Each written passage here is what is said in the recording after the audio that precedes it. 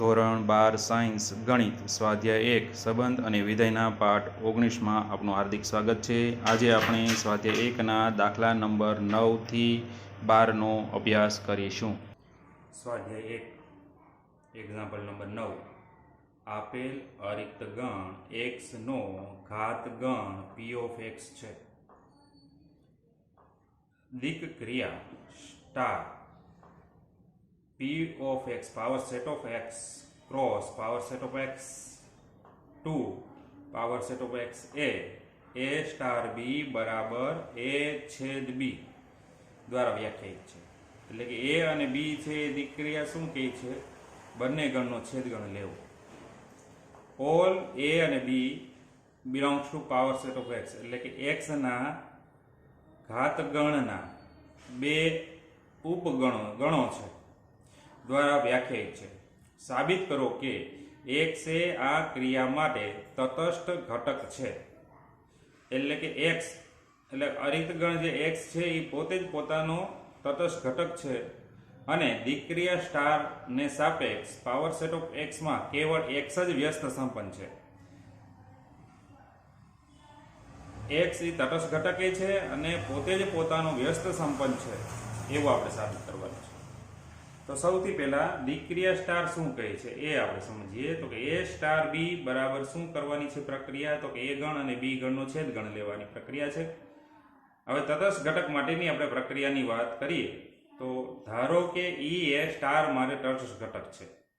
આપણે e એવો એક સભ્ય ધારીએ કે જે દીકરીયા સ્ટાર માટે તટસ્થ ઘટક છે અને તટસ્થ ઘટકની વ્યાખ્યા શું કહે છે કે a સ્ટાર e તમે લ્યો એ તટસ્થ ઘટક હોવાથી જવાબ તમને એ જ મળે અને e સ્ટાર એ લ્યો તો પણ જવાબ એ મળે। હવે ડાબીથી જમણી કે જમણેથી ડાબે લ્યો તોય તમને જવાબ એ મળતો હોય તો એવા ગણને એટલે કે e ને તટસ્થ ઘટક કહેવાય અને e આપણે તટસ્થ ઘટક તરીકે ધારણા કરેલી છે।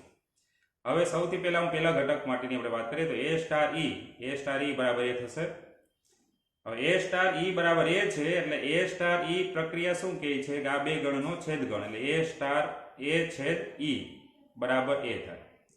હવે મિત્રો આપણે એવું વિચારવાનું છે કે a સ્ટાર a છેદ e બરાબર એ છેદ એટલે શું કે છેદ એને કહી શકાય કે એ જવાબ મળવો જોઈએ એટલે છેદમાં નાનો ગણ જે હોય ને એ જવાબ આવે બરાબર છે। એટલે આપણે એમ કહી શકીએ અહીંયા પહેલા નીચે નથી જોતા ઉપરની વાત કરીએ તો a છેદ e બરાબર એ જવાબ આવ્યો છે તો આપણે એમ કહી શકાય કે e તરીકે એવો કયો ગણ લેવામાં આવે કે જેથી આપણે એની હારે છેદ લઈએ તો તમને જવાબ એ આવે અને એ છે એ નાનો ગણ હોવો જોઈએ। તો આપણે રકમમાં જ જોઈએ છીએ મિત્રો કે અરિક્ત ગણ x છે એનો ઘાત ગણ p of x છે અને ઘાત ગણનો કોઈ એક મેમ્બર p of x છે એટલે બધાયથી મોટો ગણ x છે એ x ગણના તમામ ઉપગણોથી બનતો ગણ p of x છે એટલે કે પાવર સેટ ઓફ x એટલે કે ઘાત ગણ x છે। તો આ ઘાત ગણની અંદર મોટો ગણ હોય કોણ હશે તો x પોતે જ હશે અને નાનામાં નાનો ખાલી ગણ હશે તો નાનામાં નાનો ગણ ખાલી ગણ હશે મોટો ગણ x ગણ પોતે હશે આ પાવર સેટ ઓફ x ની અંદર। તો e તરીકે જો હું x ને લઉં અહીંયા લાલ અક્ષર મેં લખેલું છે a છેદ x પછી અહીંયા ગમે ગણ તમે લ્યો તમને જવાબ શું મળશે જે અહીંયા ગણ હશે એ જ જવાબ તમને મળશે એટલે a છેદ x મોટો ગણ x બરાબર એ થશે કારણ કે આપણે જાણીએ છીએ છેદ ગણમાં બંને ગણમાંથી નાનો ગણ હોય તે જવાબ આવે એટલે e બરાબર x। હવે આ e બરાબર x એ તટસ્થ ઘટક હોઈ શકે અને ન પણ હોય। આપણે જે વ્યાખ્યા હતી a સ્ટાર e બરાબર e સ્ટાર a બરાબર એ જવાબ મળવું જોઈએ। હવે એમાં બીજો ઘટક આપણે લેશું બીજી સાઈડની એટલે ઉલટી પ્રક્રિયાની આપણે ચકાસણી કરીશું।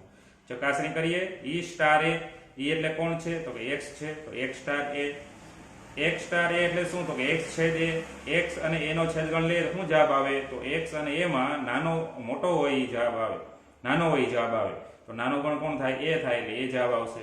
તો e સ્ટાર a બરાબર એ સાબિત થઈ ગયું। તો આપણે કહી શકાય કે e બરાબર x એ સ્ટાર માટે તટસ્થ ઘટક છે એટલે કે x છે એ તટસ્થ ઘટક છે જે આપણે સાબિત કરવાનું હતું। સાબિત કરો કે x એ દીકરીયા માટે તટસ્થ ઘટક છે તેથી x એ દીકરીયા સ્ટાર માટે તટસ્થ ઘટક છે એ સાબિત થયું। હવે વ્યસ્ત ઘટક માટેની વાત કરીએ ધારો કે a નો વ્યસ્ત ઘટક b છે. a ના વ્યસ્ત ઘટક તરીકે તમે b ઘટક લઈ શકો. આપણે અહીંયા a b belongs to bar set of x લખ્યું છે માટે, અને એના વ્યસ્ત ઘટક તરીકે તમારે a ઇન્વર્સ ધારવું હોય તો a ઇન્વર્સ તરીકે સિમ્બોલ તરીકે પણ તમે દર્શાવી શકો. અહીંયા મેં b તરીકે દર્શાવેલું છે. હવે a સ્ટાર b એટલે કે a નો વ્યસ્ત ઘટક જો b હોય તો એનો જવાબ શું આવે? તટસ્થ ઘટક હોય ત્યાં. એટલે તટસ્થ ઘટક આપણે અહીંયા e લીધેલો છે. e તરીકે આપણે તટસ્થ ઘટક કોણ મળેલો છે? x. એટલે કહી શકાય કે a સ્ટાર b બરાબર x જવાબ આવ્યો. તો a છેદ b દીકરી વ્યાખ્યાયિત કરે છે છેદગણથી. તો a છેદ b બરાબર x. હવે તમારે મિત્રો વિચારવાનું છે કે a અને b તરીકે એવા કયા ઘટકો લઈએ કે જેનો છેદગણ મેળવો તો તમને જવાબ x મળે. a અને b બે. જો a તરીકે હું x લઉં અને b તરીકે જો હું x લઉં તો મને જવાબ x મળે. a તરીકે a ગણ તરીકે x લઉં, જો હું a તરીકે x લઉં અને b તરીકે ખાલી b જ રાખું તો આ બેમાંથી નાનો b થશે તો જવાબ b મળશે, x નહીં મળે. b તરીકે જો હું x લઉં અને a તરીકે કાંઈ ન લઉં, a જ રાખું તો a છેદ x લઉં તો નાનો ગણ a થશે તો x જવાબ મળશે, a જવાબ મળશે. પણ મારે x જવાબ જોતો હોય તો a અને b બંને તરીકે જો હું x ગણ લેવામાં આવે તો જ એનો છેદગણ મને x મળશે. બરાબર છે? તો અહીંયા આપણે a છેદ x બરાબર x થયું. એટલે આપણે અહીં કહી શકાય કે a બરાબર x હોવું જોઈએ અને b બરાબર x હોય તો જ આ શક્ય છે. માટે સ્ટાર માટે આપણે a નો વ્યસ્ત ઘટક b છે તો આપણે કહી શકાય a નો વ્યસ્ત ઘટક હકીકતે કોણ થશે? x જ થશે. સ્ટાર માટે x નો વ્યસ્ત ઘટક અસ્તિત્વ ધરાવે છે અને x નો વ્યસ્ત ઘટક x પોતે જ છે. આને આપણે બીજી રીતે દર્શાવવું હોય તો વ્યસ્ત ઘટકને x ઇન્વર્સ વડે દર્શાવી શકાય. તો x ઇન્વર્સ બરાબર x. ચાલો મિત્રો, હવે તમે સમજી ગયા હશો.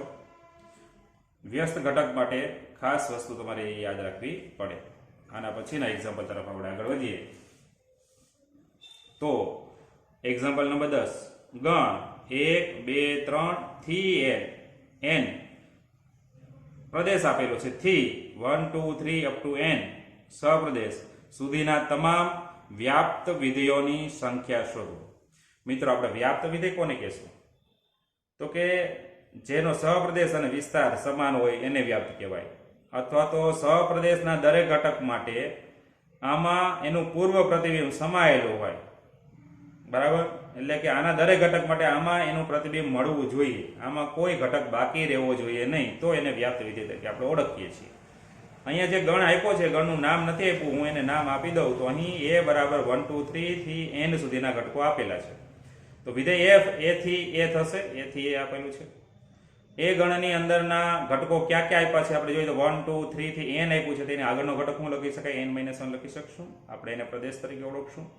સહપ્રદેશ તરીકે 1 થી લઈને n આપ્યા છે તો 1 2 3 અપ ટુ n સુધીના. પછી એને આગળનો ઘટક લખવો હોય તો n - 1, n માંથી એક ઓછો હશે, એને સહપ્રદેશ કહેશું. હવે આપણે જોઈએ તો વ્યાપ્ત વિધેયની ટોટલ શક્યતાઓ કેટલી છે, આવા વિધેયો કેટલા બને. તો મારે અહીંયા પહેલો ઘટક જે આપેલો છે, દાખલા તરીકે હું 1 ની વાત કરું તો 1 માટે મારે સહપ્રદેશમાંથી કોઈ ઘટક પસંદ કરવો હોય તો કેટલી રીતે પસંદ કરી શકું? તો 1 ને 1 હારે સાંકળી શકો એટલે એક રીત, 1 ને 2 સાથે બીજી રીત, 1 ને 3 સાથે ત્રીજી રીત, 1 ને n - 1 સાથે n - 1 ની રીત, અને 1 ને n સાથે એટલે n રીતે. તો 1 ને માટે ચોઈસ સહપ્રદેશમાંથી કોઈ પણ ઘટક પસંદ કરવાની ચોઈસ કેટલી રહેશે? n રહેશે. એટલે હું કહી શકું કે પહેલા ઘટક માટેની ચોઈસ n રહેશે. હવે પહેલો ઘટક દાખલા તરીકે મેં 1 હારે સાંકળી લીધો છે, તો હવે બીજા ઘટકને મારે સાંકળવો હોય તો કેટલી ચોઈસ રહેશે મારી પાસે? તો એક ચોઈસ તો પૂરી થઈ ગઈ છે. તો હવે મારી પાસે ટોટલ કેટલી ચોઈસ હતી? n હતી. એમાંથી એક ચોઈસ નીકળી ગઈ એટલે કેટલી ચોઈસ રહેશે? n - 1 ચોઈસ રહેશે. ત્રીજા ઘટક માટે જોતું હોય તો ઉપરની બે ચોઈસ નીકળી ગઈ, 1 અને 2 નીકળી ગઈ. તો હવે મારી પાસે ચોઈસ કેટલી રહેશે? તો n - 2 રહેશે, બે નીકળી ગઈ. એમ હવે છેલ્લા ઘટક માટે જો તમે જુઓ તો n - 1 માં ઘટક માટે ચોઈસ શું રહેશે? તો હવે મારે ઉપરની બધી રીત નીકળી ગઈ હશે. કઈ ચોઈસ રહેશે? n - 1 અને n, આ બે જ આ રીતો બાકી રહી હશે. કોની માટે? n - 1 માટે. તો અહીંયા બે રીતો જ હશે તો બે લખ્યા. છેલ્લા ઘટક n માટે આમાં કેટલી રીતો હશે? તો n - 1 ઘટકો માટે n - 1 તો ચોઈસ થઈ ગઈ હશે. છેલ્લા ઘટક માટે મારે એક જ રીત n જે લખેલો છે ને, n જેટલામાં પણ હોય એ રીત બાકી હશે એટલે એક જ રીત પસંદ કરી શકાશે. સૌથી પહેલા મારે n રીત હશે, પછી એમાંથી એક રીત ઓછી થશે, એમાંથી એક ઓછી થશે, છેલ્લે ઓછી થતે થતે બે વધશે, પછી છેલ્લે વધતી એક જ ચોઈસ હશે, આમાં એક ઘટક હશે અને આની એક ઘટક એટલે સાંકળી શકાશે કારણ કે બેયના સભ્યોની સંખ્યા સરખી છે. તો કુલ રીતો આપણે મેળવવી હોય તો 11મા ધોરણમાં શીખી ગયા હતા. બધી રીતોનો ગુણાકાર કરવો એટલે 1 ગુણ્યા 2 ગુણ્યા n-1 ગુણ્યા n-1 ગુણ્યા n, જેને આપણે 11માં શીખી ગયા n ફેક્ટોરિયલ વડે દર્શાવીએ છીએ. ક્રમ ગુણિત ગુજરાતીમાં એને કહેવાય. ચાલો એક્ઝામ્પલ નંબર 11. એસ ગણની અંદર આપણે 3 સભ્યો આપેલા છે a, b અને c, અને ટી ગણની અંદર 3 સભ્યો 1 2 3 લો. જો અસ્તિત્વ હોય તો નીચે આપેલા વિધેયો f s થી t માટે f ઇન્વર્સ શોધો. અહીંયા વાત કીધી છે જો અસ્તિત્વ હોય તો આપણે ચકાસવું પડે મિત્રો. ડાયરેક્ટ તમે f ઇન્વર્સ ન લખી શકો, બાકી લખવાની રીતો તો ઘણી બધી છે. f ઇન્વર્સ એટલે શું? ઘટકોની એટલા બદલી. એક a 3 છે તો 3a કરો f ઇન્વર્સ એટલે. b 2 છે, b અને 2 છે તો 2 અને b કરી નાખો. c અને 1 છે તો 1 અને c કરો. f ઇન્વર્સ સીધું મળી ગયું. પણ એક શબ્દ અહીંયા મૂકેલો છે જો મિત્રો, જો અસ્તિત્વ હોય તો તમારે f ઇન્વર્સ મેળવવાનું છે. f ઇન્વર્સ એટલે કે વ્યસ્ત સંપન્ન વિધેય હોવું જોઈએ. વ્યસ્ત સંપન્ન ક્યારે કહેવાય? જ્યારે વિધેય f એક અને વ્યાપ્ત બંને હોય તો જ f વ્યસ્ત સંપન્ન છે અને તો જ તમે f ઇન્વર્સ મેળવી શકો છો. માટે આ જો બહુ મહત્વનો મુદ્દો છે. ખાલી f ઇન્વર્સ શોધો તો ડાયરેક્ટ આપણે લખી શકીએ ઓપ્શન વધતો. હવે આપણે એક વિધેય માટેની આપણે વાત કરશું. અહીંયા f વિધેય તમને આપેલું છે, એના અંદરના એના ઘટકો આપેલા છે. ક્રમિક જોડ પ્રથમ છે a3, બીજી ક્રમિક જોડ b2 અને ત્રીજી ક્રમિક જોડ c1 છે. તો આને બીજી રીતે આપણે દર્શાવવું હોય તો આમ લખી શકીએ f ઓફ a બરાબર 3, f ઓફ b બરાબર 2, f ઓફ c બરાબર 1. અહીંયા તમે જુઓ છો આ દરેક ઘટકને જવાબો અલગ અલગ છે. એટલે કહી શકાય કે a છે એ ગણ s માંથી, પહેલો ઘટક છે પ્રદેશ s માંથી છે, બીજો ઘટક છે એ સહપ્રદેશ t માંથી છે. આમ ગણ s ના અલગ અલગ સભ્યોના ગણ t માં પ્રતિબિંબ અલગ અલગ છે એટલે અલગ અલગ જવાબ મળે છે. તેથી f કેવું વિધેય કહેવાશે? એક વિધેય કહેવાશે. હવે આનો વિસ્તાર આપણે મેળવીએ રેન્જ ઓફ f એટલે f ઓફ s. તો f of a, f of b, f of c આપણે મૂકી શકીએ. f ઓફ a એટલે કેટલા છે? 3. f ઓફ b એટલે કેટલા છે? 2. f ઓફ c એટલે કેટલા છે? 1. તો આનો સહપ્રદેશ શું મળ્યો? 3, 2 અને 1. તો આનો સહપ્રદેશ શું હતો? 1, 2 અને 3. તો 1, 2, 3 આમ આપેલો છે તો f નો સહપ્રદેશ t છે. વિસ્તાર અને સહપ્રદેશ સમાન થયો તેથી આપણે કહી શકાય f વ્યાપ્ત વિધેય છે. પરિણામ 1 અને પરિણામ 2 પરથી આપણે એમ કહી શકીએ અહીં f એક અને વ્યાપ્ત વિધેય છે એવું આપણે કહી શકીએ. તેથી આપણે કહી શકાય f વ્યસ્ત સંપન્ન વિધેય છે. હવે વ્યસ્ત વિધેય મેળવવાની પ્રક્રિયા આપણે કરીએ તો આપણે જાણીએ છીએ f ઓફ a બરાબર 3 રકમમાં લખેલું જ છે, f ઓફ b બરાબર 2, f ઓફ c બરાબર 1. તો આ f ને હું આ બાજુ લઈ જાઉં તો f ઇન્વર્સ થઈ જાય. f ઇન્વર્સ ઓફ 3 બરાબર શું વધશે? અહીંયા ખાલી a વધશે તો આપણે લખી શકીએ f ઇન્વર્સ ઓફ 3 બરાબર a. અહીંયા f ને આ બાજુ લઈ જાઓ એટલે f ઇન્વર્સ ઓફ 2 થશે, જવાબ મળશે b. તો f ઇન્વર્સ ઓફ 2 બરાબર b લખી શકું. આ f ને આ બાજુ લઈ જાઓ એટલે વ્યસ્ત વિધેય થાય f ઇન્વર્સ ઓફ 1 એટલે જવાબ મને c મળશે. તો f ઇન્વર્સ ઓફ 1 બરાબર c. તો આપણે f ઇન્વર્સ વિધેય લખી શકીએ. 3 હોય ત્યારે a મળે છે જવાબ, 2 હોય ત્યારે b મળે છે અને 1 હોય ત્યારે c મળે છે. તો આપણે આ f ઇન્વર્સ વિધેય મળ્યું. એ જ રીતે આપણે જોઈએ બીજો એક એક્ઝામ્પલ આપ્યો છે કે f a હોય ત્યારે 2, b હોય ત્યારે 1 અને c હોય ત્યારે 1. હવે એક વિધેય હોય અને વ્યાપ્ત વિધેય હોય તો જ વ્યસ્ત સંપન્ન છે તો જ f ઇન્વર્સ મળે. હવે આપણે અહીંયા જોતા જ ખબર પડે કે b1 અને c1 છે એટલે કે જવાબો એક છે જ્યારે b અને c અલગ અલગ ઘટક હોય ત્યારે. તો હવે આપણે એક વિધેયની ચકાસણી કરીએ તો આપણે કહી શકીએ f ઓફ b ત્યારે 1 છે અને f ઓફ c ત્યારે 1 છે. એટલે કે વિધેયના જવાબો એક થાય છે પણ અંદરના સભ્યો બે અલગ છે, b અને c. એટલે કહી શકાય b is not equal to c તો f ઓફ b બરાબર f ઓફ c થાય છે. એટલે કે ઘટક સમાન ન હોય તો વિધેય સમાન ન થવા જોઈએ. આપણે એકની વ્યાખ્યા જાણીએ. અહીંયા સમાન થયા છે તે કહી શકાય f વિધેય એક નથી. બીજી રીતે આપણે જોઈએ તો વેન આકૃતિ દ્વારા જોઈ શકાય f s થી t છે. s ના સભ્યો a, b અને c અને આના સભ્યો 2, 1 અને 1 એટલે 2 અને 1 કોઈ પણ ગણની અંદર કોઈ પણ સભ્યનું રિવિઝન થતું નથી. તો એને b હારે સંબંધ છે, b ને 1 હારે અને c ને 1 હારે સંબંધ છે જે રકમ ઉપર આપણે કહી શકીએ. તો આ અહીંયા અનેક સભ્યોને આના એક સભ્ય હારે સંબંધ છે એટલે આ એક ન કહેવાય પણ કેવું કહેવાય? અનેક વિધેય કહેવાય. ત્યાંથી આપણે કહેવાય કે f એક વિધેય તો નથી. તેથી f વ્યસ્ત સંપન્ન વિધેય પણ નથી. તેથી f ઇન્વર્સ નું અસ્તિત્વ નથી વિધેય. તો એક અને વ્યાપ્ત હોય તો જ વ્યસ્ત સંપન્ન થશે અને તો જ એનો f ઇન્વર્સ તમારે મેળવવાનું છે. ઘણીવાર આપણે ભૂલ કરીએ એફ ઇન્વર્સ સાહેબ આનું શું થાય તો આના ઉલટા ઘટકો લખી અને એફ ઇન્વર્સ મેળવી દઈએ, ત્યાં આપણી ભૂલ થાય છે મિત્રો. ખાસ આ ધ્યાન તમારે રાખવાનું છે. ચાલો એના પછીના એક્ઝામ્પલ તરફ આપણે આગળ વધીએ. Example number 12, a star b. આ દાખલાની અંદર 3-4 દાખલા સમાયેલા છે મિત્રો. રકમ બહુ મોટી જોઈ ગભરાવાનું નથી. ફરીવાર આપણે એક એક ઘટકનો ઉપયોગ કરતા જશું. a સ્ટાર b એટલે કે સ્ટારની દીકરીયા છે શું કહે છે, પહેલા ઘટકમાંથી બીજો ઘટક બાદ કરી એનો માનાંક લેવાની પ્રક્રિયા કહી છે, અને બીજી એક દીકરી આપી છે o તરીકે. a o b બરાબર શું થાય છે તો પહેલા અને બીજા ઘટકમાંથી ખાલી પહેલો ઘટક લેવો. All ab belongs to r છે. આ બે માંથી તમારે વાસ્તવિક સંખ્યાઓ લઈ શકો. દ્વારા વ્યાખ્યાયિત દીકરીયા સ્ટાર r ક્રોસ r થી r અને o છે એ પણ r ક્રોસ r થી r નો વિચાર કરો. તો અહીંયા બે દીકરીયા થઈ છે. સ્ટાર દીકરીયા બેને તફાવત કરી માનાંક લેવાનું કહે છે, અને બીજી દીકરીયાઓની દીકરીયા બે ઘટકોમાંથી પહેલો ઘટક લેવાનું કહે છે. સાબિત કરો કે સ્ટાર સમક્રમી છે પરંતુ જૂથના નિયમને અનુસરતી નથી. તો આને મેં પહેલી ક્રિયા આપી દીધી છે, રકમમાં એક નથી લખેલું. મેં અહીંયા તમારી સરળતા ખાતર એક લખેલું છે. તો પહેલા આપણે સ્ટાર સમક્રમી છે પરંતુ જૂથના નિયમને અનુસરતી નથી તેની સાબિતી જોઈએ. તો પહેલી ક્રિયા માટે a સ્ટાર b શું કહે છે, a અને b ની બાદબાકી એનો માનાંક લેવાનો છે. સમક્રમી માટે આપણે ચેક કરીએ તો a સ્ટાર b બરાબર શું થાય, માનાંકની અંદર a માઇનસ b થશે.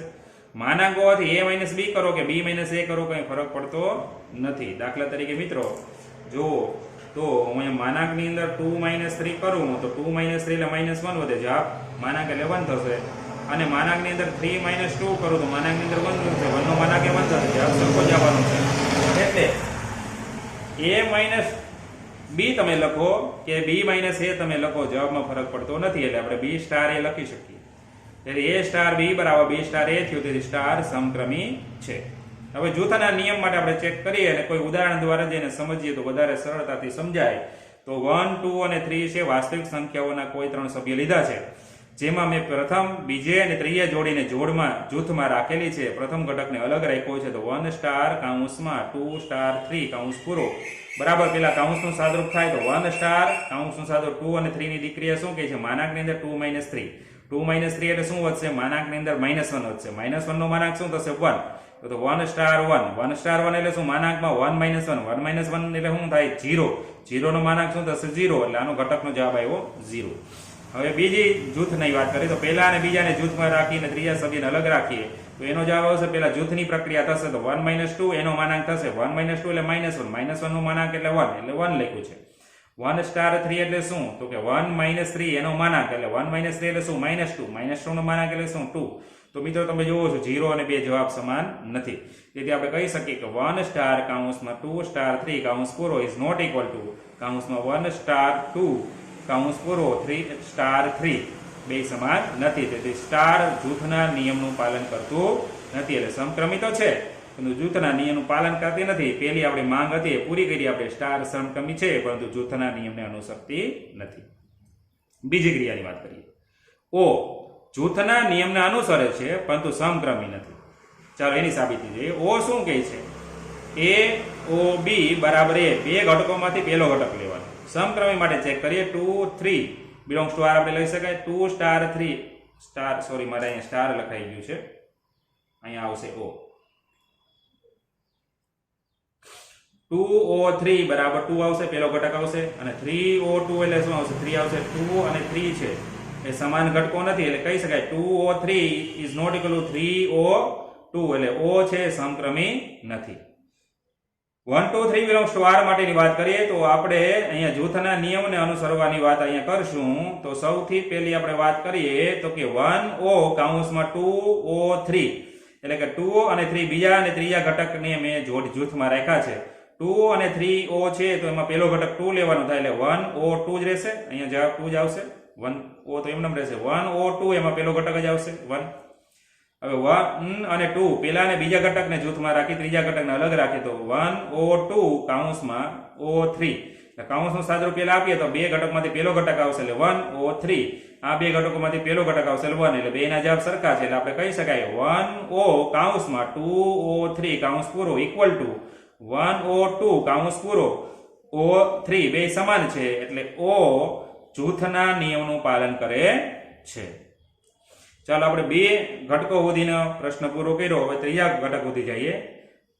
ત્રીજી વસ્તુ શું કહે છે, વધુમાં બતાવો કે all A B C belongs to R, A star કૌંસમાં B O C equal to A ની બી સાથેની પ્રક્રિયા એ સ્ટાર બી ઓ એ ની સી સાથેની પ્રક્રિયા એ સ્ટાર સી બે કૌંસમાં આની બરાબર આ થાય છે એવું આપણે સાબિત કરવાનું છે.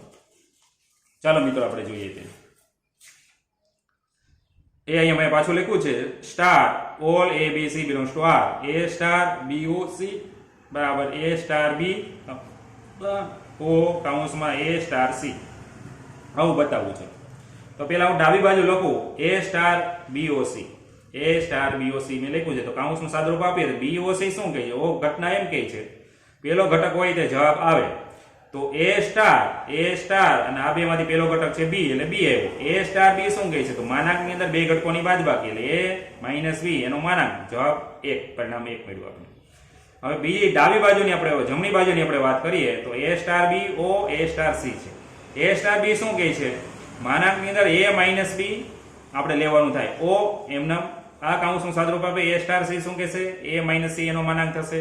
ઓ ઘટના શું કહે છે, તો બે સભ્યોમાંથી પહેલો સભ્ય હોય જવાબ આવે. તો પહેલો સભ્ય કોણ છે, માનાંકની અંદર એ માઇનસ બી છે. તો આ પરિણામ નંબર 2, પરિણામ 1 અને 2 ચેક કરો મિત્રો. તો પરિણામ 1 અને 2 બે સરખા છે, તેથી આપણે કહી શકાય એ સ્ટાર કૌંસમાં બી ઓ સી કૌંસ પૂરો ઇક્વલ ટુ કૌંસમાં એ સ્ટાર બી કૌંસ પૂરો ઓ કૌંસમાં એ સ્ટાર સી કૌંસ પૂરો જવાબ થાય છે.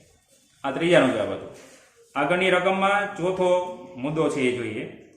ચોથો મુદ્દો શું કહે છે કે શું દિક ક્રિયા ઓ એ દિક ક્રિયા સ્ટાર પર વિભાજનીય થશે? તમારા જવાબની યથાર્થતા ચકાસો. ઓ છે એ સ્ટાર પર વિભાજનીય છે કે નહીં એ આપણે હવે ચેક કરવાનું છે. તો એ વિભાજનીય છે કે નહીં એ આપણે હવે જોઈએ. તો એ જ રકમ મેં પાછી અહીંયા લખી દીધી છે એટલે તમને સમજાય. શું દિક ક્રિયા ઓ એ દિક ક્રિયા સ્ટાર પર વિભાજનીય છે? એટલે આપણે બતાવવાનું એવું થાય ઓ ક્રિયા 3 સભ્યો લખવાના એ બી અને સી. પહેલી ક્રિયા ઓ ની કીધી છે તો એ અને ઓ ઘટક વચ્ચે ઓ મૂકવાનું. બીજી ક્રિયા સ્ટાર ની કીધી છે તો બી અને સી વચ્ચે સ્ટાર મૂકવાનું. હવે કીધું છે ઓ એ દીક્રિયા સ્ટાર પર, જેના પર કીધું હોય ને એ દીક્રિયા જે બે ઘટકો વચ્ચે આવે ને એની પર કૌંસ મૂકી દેવાનું. બરાબર છે? તો એ ઓ કૌંસમાં બી સ્ટાર સી આ રીતે તમારે લખીને યાદ રાખવાનું છે. આ તમને રકમમાં આપ્યું નહીં હોય મિત્રો, વાક્ય રચનામાં આપ્યું છે ને તમારે રકમમાં આ રીતે ફેરવવાનું રહેશે. હવે એની ઓ સાથે બી એની બી સાથે ઓ વડે પ્રક્રિયા થશે એટલે એ ઓ બી સ્ટાર છે સ્ટાર એમ નામ રહેશે, વિભાજન થશે એ ઓ સી. એ ઓ સી થાય છે કે નહીં આપણે ચેક કરવાનું છે. તો આવી રીતે આપણે સાબિત કરીએ ને તો એને કહી શકાય કે દીક્રિયા ઓ એ દીક્રિયા સ્ટાર પર વિભાજનીય છે. બરાબર સાબિત થાય તો, અને બરાબર સાબિત ન થાય તો વિભાજનીય નથી. તો આપણે એમ કહી શકીએ, પેલા જમણી બાજુ હું અહીં લખું તો એ ઓ કૌંસમાં બી સ્ટાર સી કૌંસ પૂરો બરાબર શું થશે, બી સ્ટાર સી શું કહે છે, બીજા ઘટકોને બે ઘટકોની બાદબાકી એનો માનાંક કહે છે. એ ઓ બી શું કહે છે, એમાં પહેલો ઘટક હોય એ એની જવાબ છે તો એ છે એ પહેલો ઘટક છે એટલે એ જવાબ આવશે, પરિણામ નંબર 1. હવે જમણી બાજુ આપણે લઈએ તો એ ઓ બી સ્ટાર એ ઓ સી છે. એ ઓ બી શું કહે છે, તો પહેલો ઘટક હોય જવાબ તો એ આવશે. એ ઓ સી શું કહે છે, પહેલો ઘટક હોય તે તો એ આવશે. એ સ્ટાર એ શું કહે છે, એ માઇનસ એ એનો માનાંક, બે ઘટકોની બાદબાકી એનો માનાંક. એ માઇનસ એટલે 0 થાય, એનો માનાંક 0 નો માનાંક એટલે 0. તો અહીંયા એ જવાબ છે અને અહીંયા 0 છે તો 1 અને 2 પરિણામ સરખા નથી. તેથી કહી શકાય એ ઓ કૌંસમાં બી સ્ટાર સી કૌંસ પૂરો ઇઝ નોટ ઇક્વલ ટુ કૌંસમાં એ ઓ બી સ્ટાર કૌંસમાં એ ઓ સી કૌંસ પૂરો ઇક્વલ ટુ થતા નથી. તેથી આપણે એમ કહી શકીએ કે દિક ક્રિયા ઓ એ દિક ક્રિયા સ્ટાર પર વિભાજનીય નથી. આજના દિવસ માટે અહીં વિરામ લઈએ. ફરી મળીશું ત્યારે અભ્યાસ આગળ વધારીશું. આવજો.